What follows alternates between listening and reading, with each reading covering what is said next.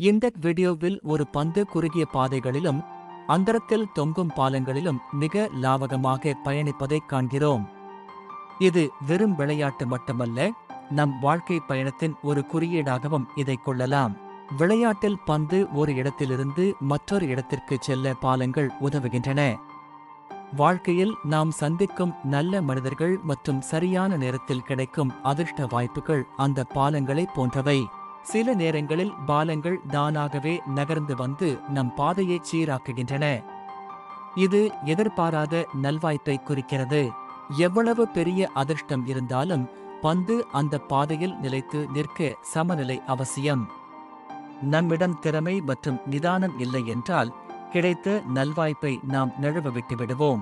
பாதையின் வளைவுகளை புரிந்து கொண்டு அதற்கேற்ப வேகத்தை கட்டுப்படுத்துவது ஒரு சிறந்த வீரரின் அடையாளம். பந்து பாதையை விட்டு விலகி கீழே விழுந்தால் விளையாட்டு முடிந்துவிடாது.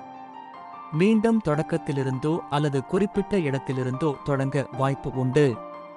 இதையே நாம் விடாமுயற்சி என்கிறோம். அதிர்ஷ்டம் எப்போதும் துணை நிற்காது, ஆனால் நம் அனுபவம் அந்த பாதையை எப்படி கடக்க வேண்டும் என்பதை கற்றுக் கொடுக்கிறது. வீடியோவில் பந்து பல தடைகளை தாண்டி இறுதியில் தன் இலக்கை அடைகிறது.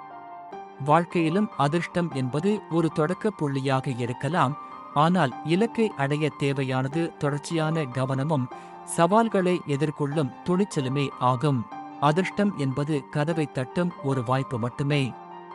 பாதையில் விழுந்து விடாமல் கவனமாக பயணித்து இலக்கை அடைவது நம் கைகளில்தான் உள்ளது.